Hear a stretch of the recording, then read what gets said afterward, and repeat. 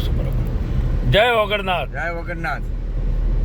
આજે હું ભુવાજી નાગજીભાઈ વિહોતર ફાઉન્ડેશન રાષ્ટ્રીય અધ્યક્ષ વતી જે આજે મારા બનાસના ભાગલા પાડી અને જે રાજકારણના રોટલા શેકાણા છે એની અંદર મારા ખેડૂતો, મારા જે અમુક આગેવાનો છે, વેપારીઓ છે, એટલા દુઃખી થઈ રહ્યા છે કે ક્યાંથી ક્યાંય લોકોને સમજો કે થરાદ જવું હોય તો જાય થરાદ ને પાછા સાંજે આવે ને અમદાવાદ જવું પડે.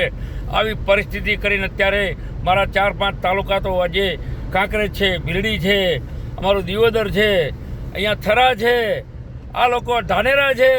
તો ખરેખર આ એક પ્રજાનો મંતવ્ય લીધા વગર જે નિર્ણય લીધો છે તો આ નિર્ણયને હું પણ વખોડી કાઢું છું.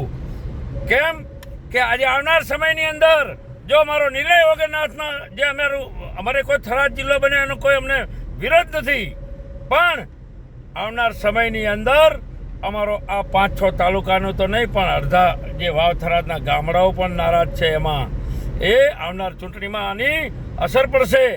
તો મારી સરકારને નમ્ર વિનંતી છે અને મારા મોદી સાહેબ તો એક યુગ પુરુષ છે અને યુગ પુરુષ જ્યારે કહીને ગયેલા હોય અને એનું જો પાલન ના થતું હોય ને તો આ રાજકારણના રોટલા શેકવાનું બંધ કરી દેજો. અને મારી વિહોતર નાથને નહીં, મારી 18 આલમને, મારા 36 કોમને આજે હું એવું કહું છું કે આપણે બસ બાપાના નામથી એક માગણી છે અમારી. અમારા થરાદ ભલે રહ્યું, થરાદે અમારું છે, પણ અમને ઓગળ જિલ્લો જોઈએ ને જોઈએ. બોલો વડવાળા દેવની, વાળીનાથ મહારાજની, ઇમામ શાહ બાવાની, ઓગરનાથ મહારાજની જય.